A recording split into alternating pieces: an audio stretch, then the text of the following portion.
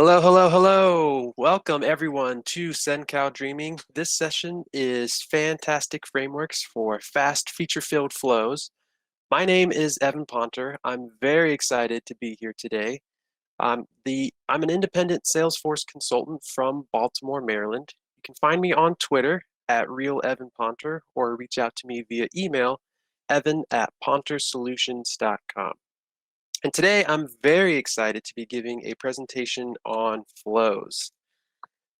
I have two frameworks that I want to show you for record-triggered flows. So everything we're talking about today is automation that you want to happen when a record is created or edited in the database.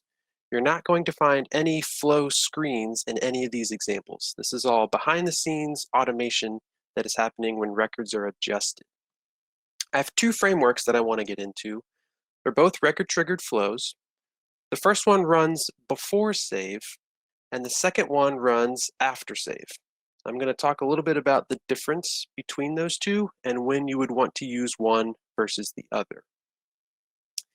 As we go through these two frameworks, I have three principles that I'm going to continue to hammer on throughout this presentation.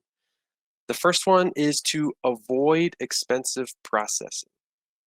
Now, this isn't meant to scare you. This isn't meant to be a hard and fast rule. These are guidelines to help you with your decision making as you're developing these solutions. But we want to make sure that we're not asking Salesforce to do anything that it doesn't need to do. We want to make sure we're doing it the most efficient way possible. This will certainly become more of a priority for you as your solutions get more complex and your requirements grow and grow throughout the years. You want to make sure you're doing things as efficient as possible. And the best way to do that is to avoid anything that Salesforce servers are going to consider expensive. And that's things like updating records in the database, querying for records, or launching a number of automations all at the same time that all need to be processed. So if we can avoid some of those things, we can make sure our automation is running more effectively. Now, when we do need to do some of those things, like update records or query for records, we want to make sure we've consolidated those operations. That will help Salesforce do things in batches, which is more efficient for those servers to handle, and it makes your loading time a little bit quicker as people are waiting for these changes to happen after they've created a new record or hit save on a record that they are adjusting. The third principle I'm going to be referencing throughout this is the ability to use formula resources in your record-triggered flows. These are great ways to set up sort of a little method that you can reuse your same logic in multiple places.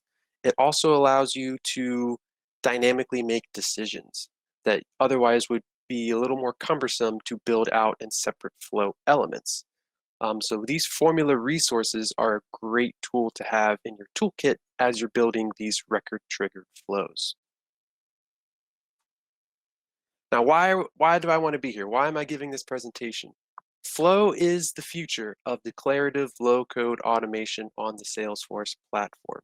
Over the past several releases, Salesforce has made a huge investment in making sure Flow can handle all of the automation scenarios that customers are often wanting to develop themselves. And they've stopped investing in workflow rules. They've stopped investing in process builder. So that leaves us with Flow as our admin-friendly, declarative, low-code automation tool. Flow will handle generally anything that you need it to do, as complex as you need it to be, until you get to the point where you have to switch over to Apex programming.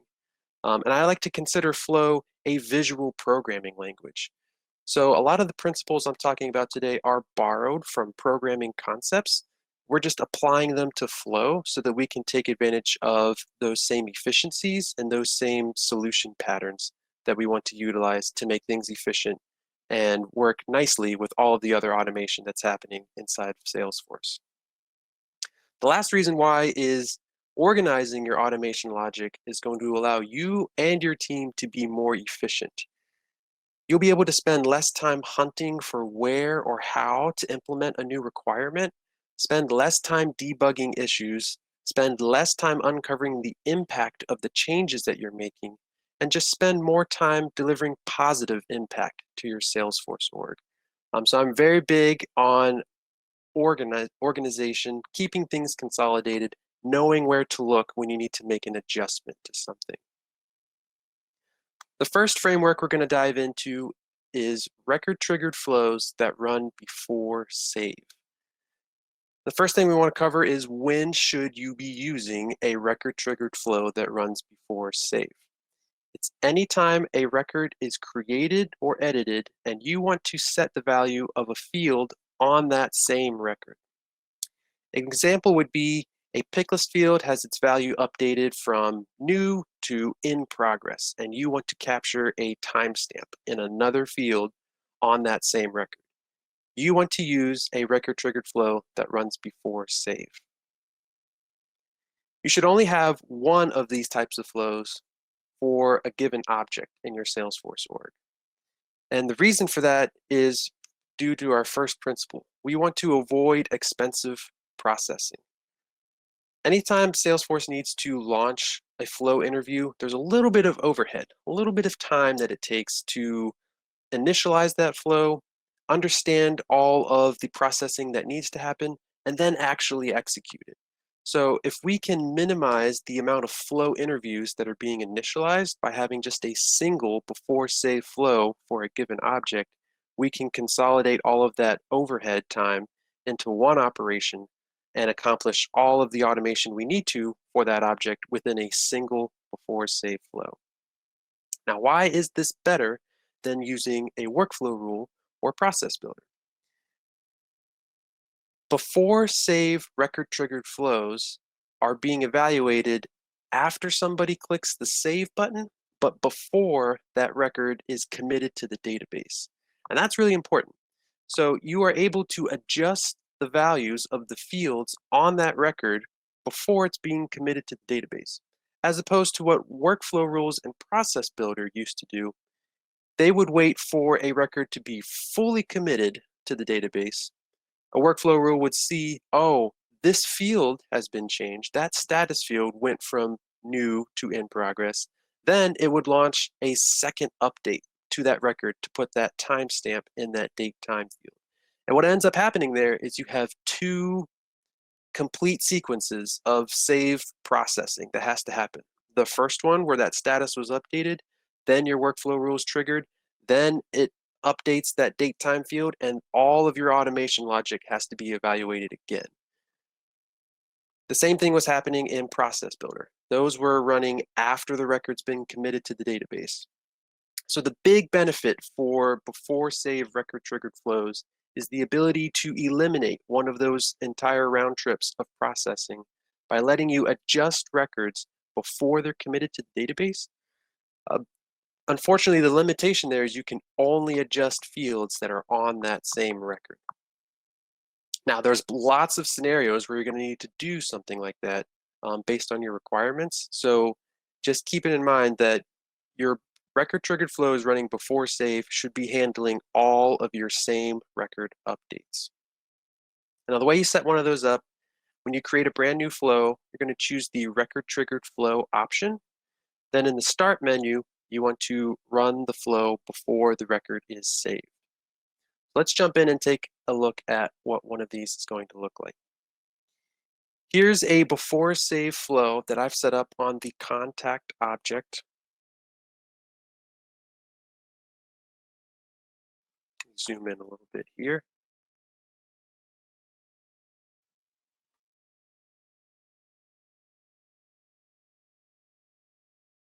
Okay.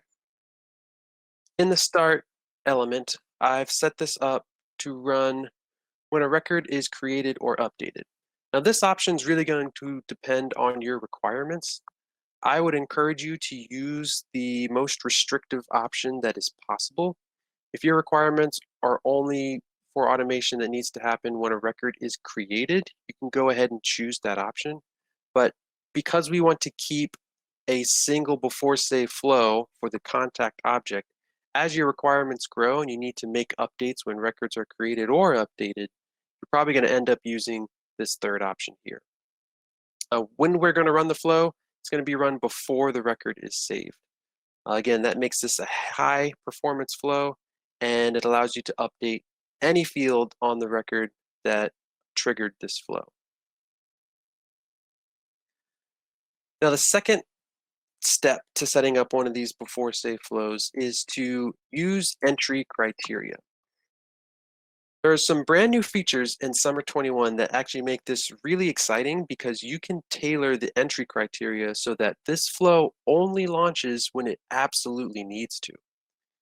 Again, we want to avoid any expensive processing. This automation logic has that little bit of overhead. So if we can ensure that our record is meeting criteria that would require automation to run in the first place, we can ensure this is only launched when it's absolutely necessary. And the way to do that is to set up entry criteria. That happens in the second half of the start element when you're choosing your object. You can add conditions here. These are conditions that are evaluated before this flow interview is even initialized. So it's really fast, and this is a great way to make sure you've narrowed down the situations where this flow should run. There's a couple things I want to highlight in here that will help you as you're trying to set up some entry criteria. The first thing is in a before save flow, since the record hasn't been committed to the database yet, if it's a brand new record being created, there is no ID yet.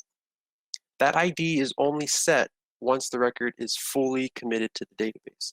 So if you need to check within your entry criteria in a before save flow if the record is new, you can do that by checking to see if the ID field is null. So this is saying, I want to launch this flow when a contact is newly created, or any of these fields change. This is changed operator is brand new in Summer 21, available as an option for the entry criteria of your record triggered flows. And this enables you to watch for changes on key fields that are going to be referenced in your automation to make sure the value is changing before we even launch this flow. So when you put all of that together, I'm using the any condition is met option here. I'm checking to see if this is a brand new record or these 11 or 12 fields change. If any one of them changes, then yes, I need to launch this flow.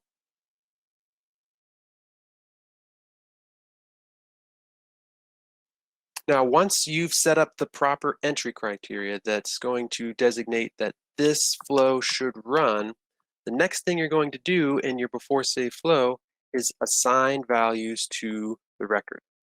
This can happen one of two ways. It used to be you would use an assignment element, like I'm showing here, this orange one with the equal sign, and you would simply set the field values for your $record global variable. That's available as a flow resource anytime you're using one of these record triggered flows. You'll see I'll show you here, this $record global variable. It's automatically available for you, and that gives you access to the fields on the record that triggered this flow to run. And you can come in here and select any field from that record if you want to set its value using this automation. Now, the other way you can set up an element, which is brand new in Summer 21, is they've actually made it possible to use the assignment element, this pink one. They've limited it so that it's only letting you update the values on the triggering record. These two elements in a before save flow are effectively equivalent. Doesn't matter which one you use. If you already have before save flows, you can keep using the assignment element. If you're brand new to this, and it makes more sense that you're updating the record that triggered the flow, you can go ahead and use the new pink assignment element. That one is simply going to have some options pre-selected for you. It's going to tell you, hey, we're going to update the contact record that triggered the flow. And then in the field settings, you simply select the fields that you want to update.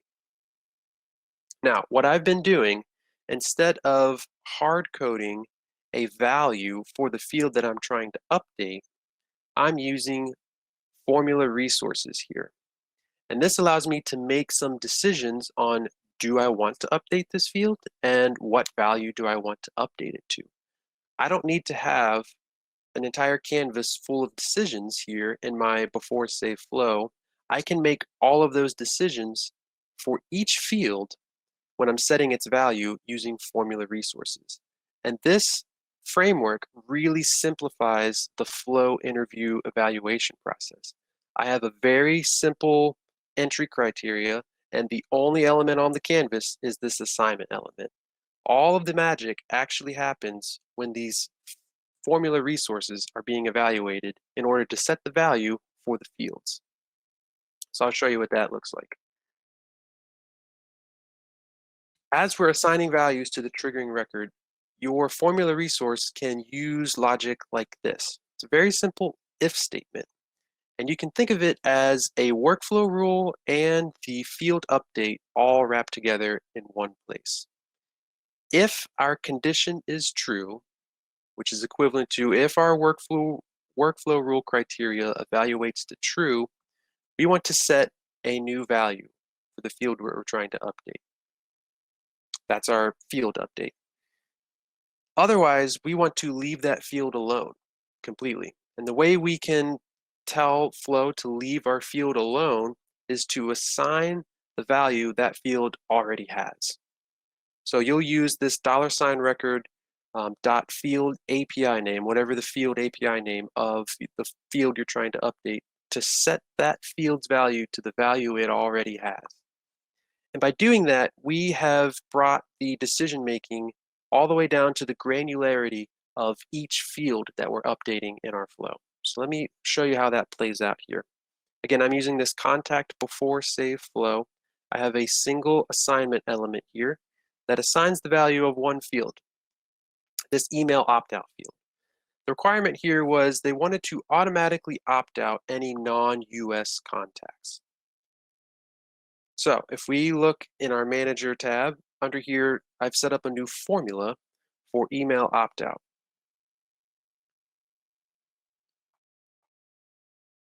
That follows that if statement framework where I'm checking certain criteria here to see if it's true. If it is, I want to update that email opt-out checkbox to true.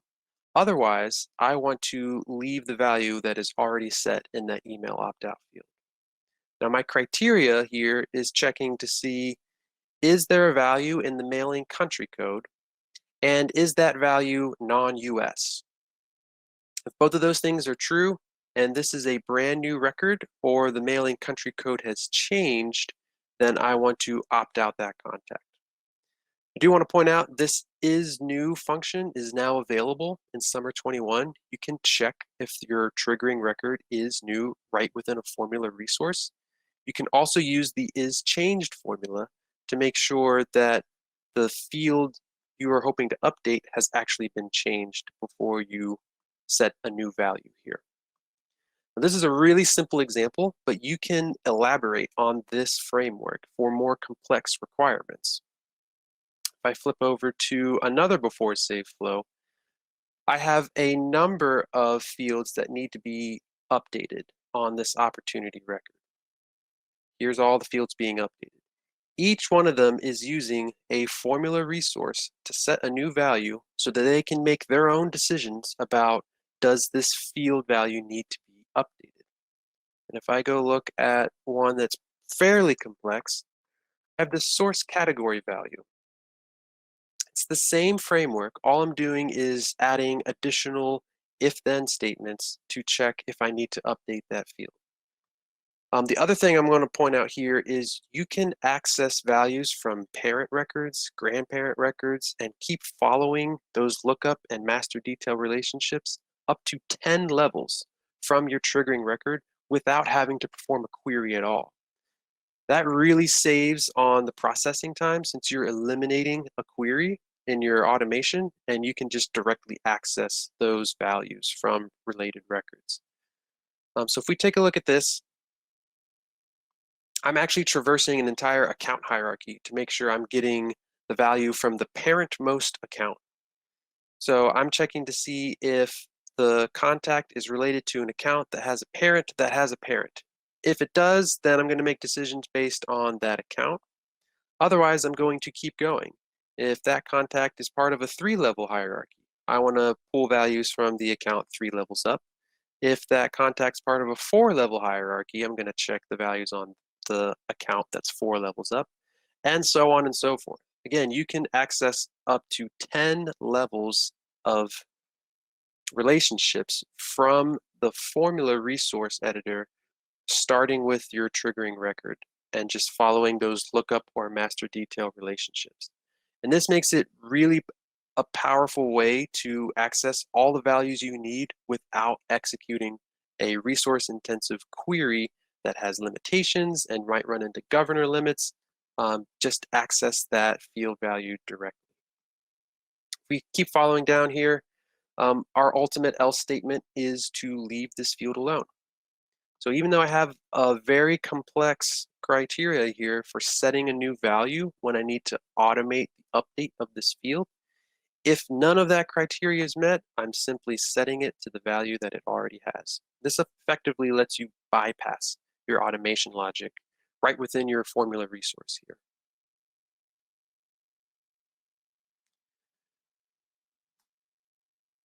The next principle here, part of the framework for our before save flows, is to use decisions before you query for any other records you might need. There are going to be scenarios where you can't access values from a related record because it's not part of the hierarchy. You can't just traverse your lookup and master detail relationships. So you might need a query. This same flow has a good example of that. When a new opportunity is created, they wanted to check to see if the contact has referral records. So those referral records are child records of the contact, and there was no way to access them directly in Formula Resources.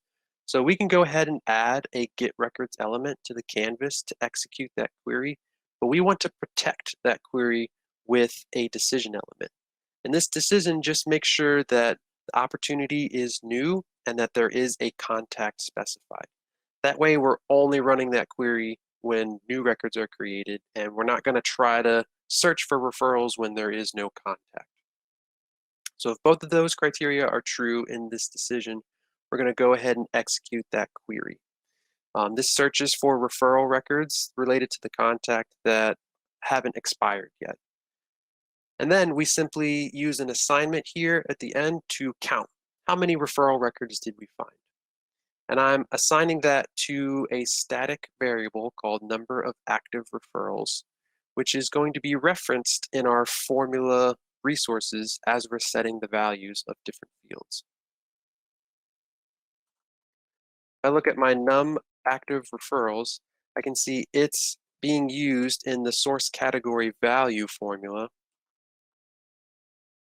I'll open that up and show you where we're looking at that. This is the same formula we were just looking at before that accesses those 10 levels of account hierarchy. But down here, I can check the results of my query that I ran earlier. If there are active referrals, then I want to set this source category value to channel/enterprise. Otherwise, I want to use just enterprise by itself. So it really offers you a lot of different ways to access values from related records via dot notation when that's available, or if you need to run a query, you can set up some variables to hold the results of that query, and then you can reference them in the same formula. Again, all of this is meant to consolidate and only evaluate some expensive automation when it's absolutely necessary. Only run that query when it's a new record, and we only set a new value for a field when something has changed.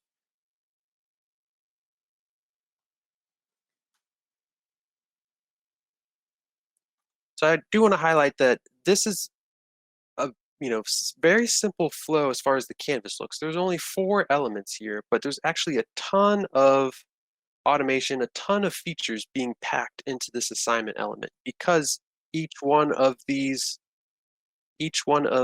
formula resources can have a lot of dynamic values in order to set the value accordingly to your requirements. So here's, as complex as your before save flow might look, in a lot of cases, you will likely be able to get away with a very simple before save flow that simply has an assignment element or a pink update records element that just assigns values to the triggering record using formula resources to set the values of each one of those fields. Next, we're going to flip over and take a look at record triggered flows that run after save. Now, when should you use this? It's basically anything that a before save flow can't handle. So as long as you're not making a same record update, which is going to be taken care of by your before save flow, your after save flow is going to handle all your other automation, whether that's creating a new record, updating some other record, or sending an email alert. All of that can be achieved in your after save flow. Again, we want to have one of these per object because automation logic is expensive. We want to keep things to a minimum and consolidate all of our processing into a single after save flow. It also enables us to control the order of execution. If you need things to happen in a certain sequence, having a single record triggered flow that runs after save for your object is going to make your life much easier in that regard. Now, why is this better than a workflow rule or process builder? You have a lot more features in Flow. You have the ability to run queries, complex queries. You can loop over records. You can utilize collections, which are going to really help consolidate some of the processing that's happening. None of these things are available in workflow rules or process builder in the same capacity that you can do with a flow.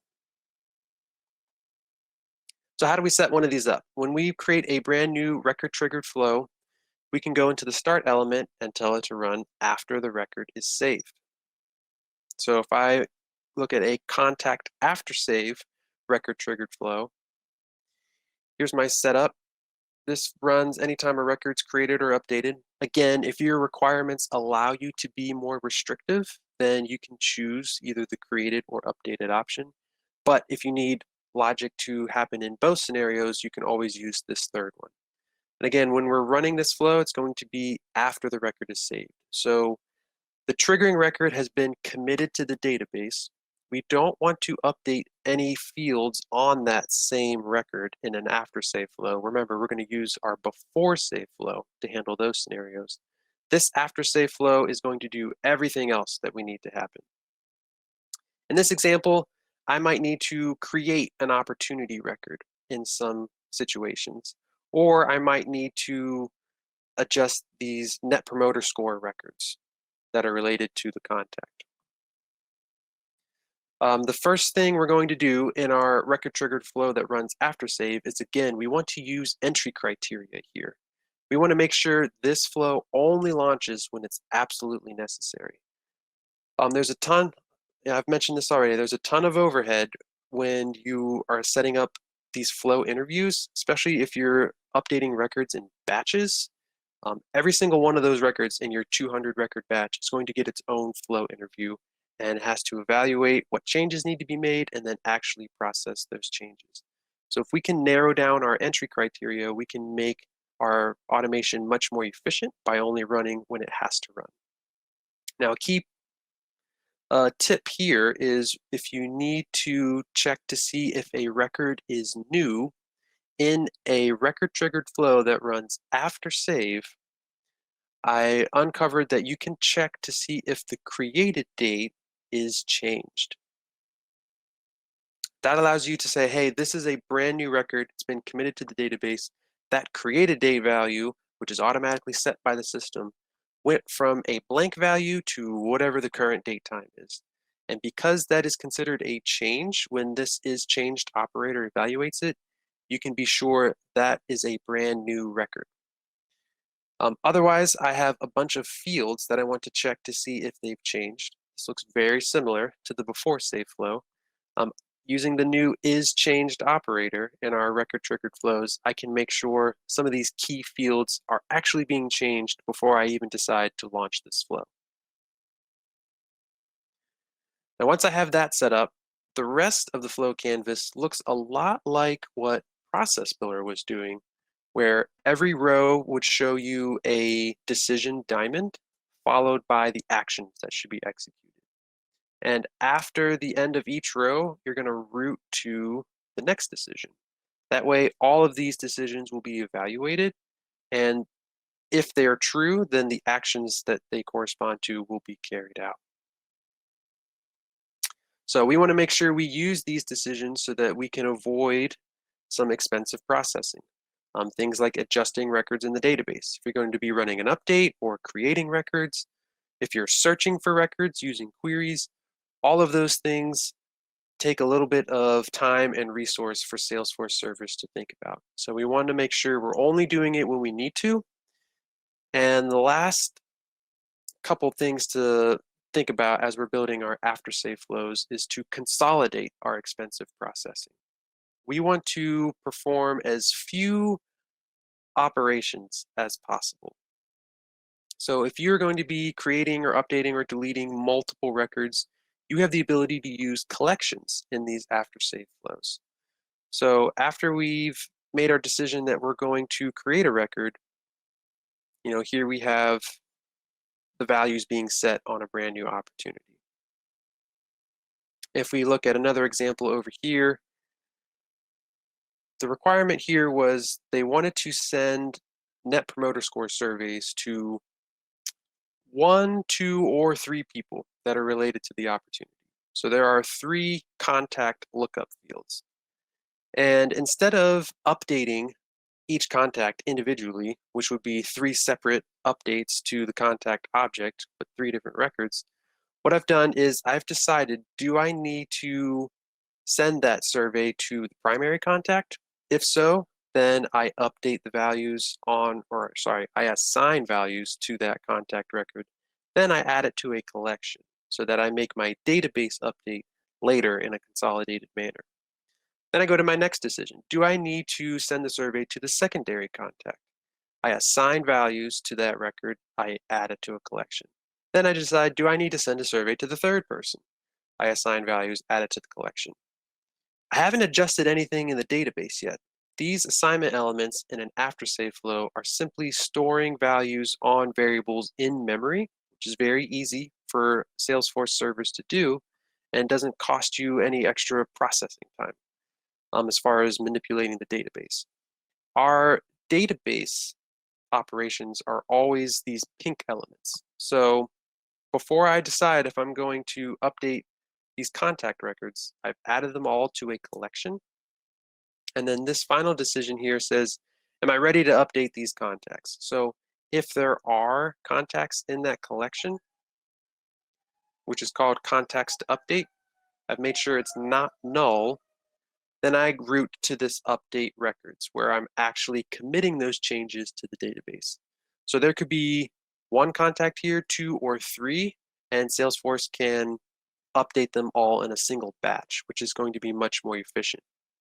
Then when you take this and you multiply it by each flow interview that's happening, Salesforce does a lot of abstraction here behind the scenes to bulkify this process. As long as you're using their pink elements, they will take care of bulkification for you.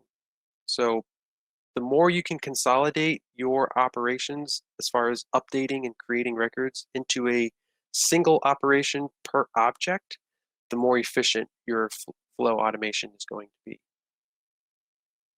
The other thing you can do is utilize your formula resources so that you can reuse logic in multiple places.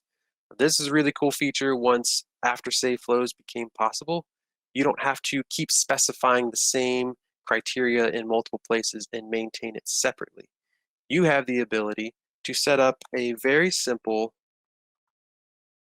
formula resource that uses the Boolean data type. It's a checkbox essentially, and you can reference it in a bunch of different places. So this is where I've consolidated my, do I need to send the Net Promoter Score survey logic for 1, 2, or 3 of those contacts. It's the same in all 3 cases. I'm making sure that the stage is updated to a certain value and that it has changed. So I didn't want to maintain it in 3 different places. I simply set up this formula resource and then I'm referencing it in the three places where I need to assign values to a contact record: the primary contact, the additional contact, and the third contact. So this is all really great ways to consolidate your logic, make sure that you can provide some organization. So I know that if I need to go find where an update is happening for a same record update, I know to go look at the before save flow built on that object. If I need to troubleshoot some automation happening where a record is created and it creates another record in the system, I know that's in my after save record triggered flow. And since I'm able to consolidate all of the operations that are happening on the canvas into a single operation per object, I know that within this flow, if there's anything that needs to be adjusted with the, let's say, the contacts that are being updated here, I know that's right in this area, and I know they're all being committed to the database in a single operation. There's not multiple places to look to update that stuff. And when you couple that with the formula resources that let you consolidate some of your logic where you want to, it really helps clean this up, make it more efficient for you and your teams to find what they need and still accomplish all the complexity that Flow offers as far as fulfilling your requirements.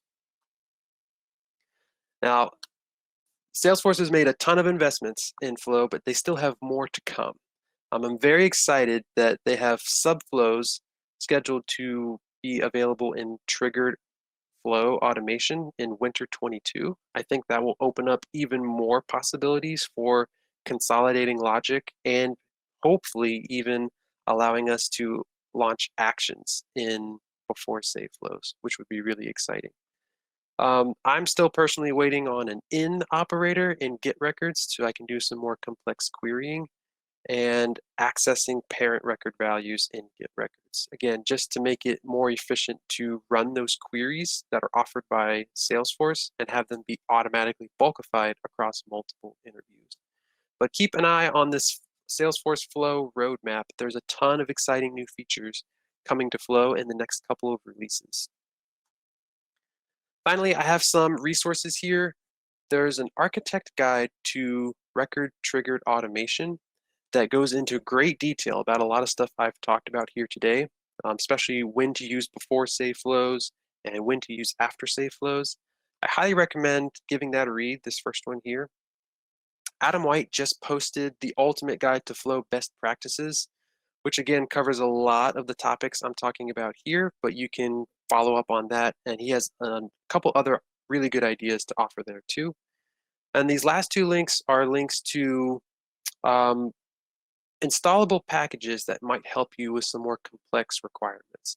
So where you can't utilize some of the basic features in Flow, say you need to do some complex collection processing, these automation components and from unofficial SF, there's a couple packages in there that will help you with those more complex requirements that you might need to accomplish. So definitely check that out. If you would like to get a hold of me, you can reach me at RealEvanPonter on Twitter. You can also shoot me an email, evan@pontersolutions.com. Thank you so much. It's been a pleasure to present here for you at CenCal Dreamin, and hope you have a great rest of your day.